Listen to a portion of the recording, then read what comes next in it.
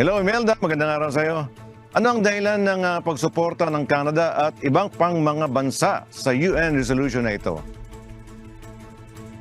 Magandang araw, Bert. Sa inilabas na joint statement ng Canada, Australia at New Zealand kahapon December 12, nagpahayag ito ng pagkondina sa mga karahasan ng Hamas militant group at sinabing hindi dapat one-sided ang humanitarian ceasefire. Pahayag din ng tatlong bansa na kinikilala nila ang karapatan ng Israel na depensahan ang kanilang sariling nasyon, ngunit ito ang dapat naaayon sa international humanitarian law. Nasa 153 votes ang pabor sa non-binding resolution calling for an immediate humanitarian ceasefire.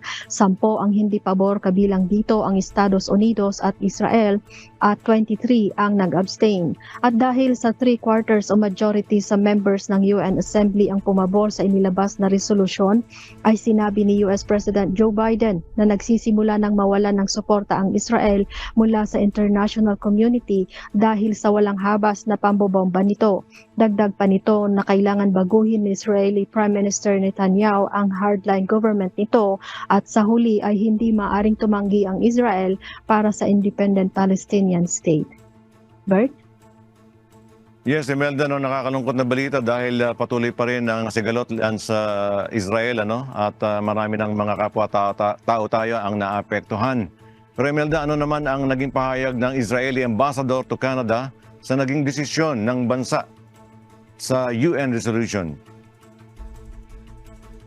First, sinabi ni Ido Moed na the resolution changes nothing on the ground, na ang pakikipag-usap sa Hamas ay hindi magkakaroon ng anumang pagkakaiba at ang resolution ng UN ay hindi magbabago kung paano isinasagawa ng Israel ang giyera nito sa Hamas.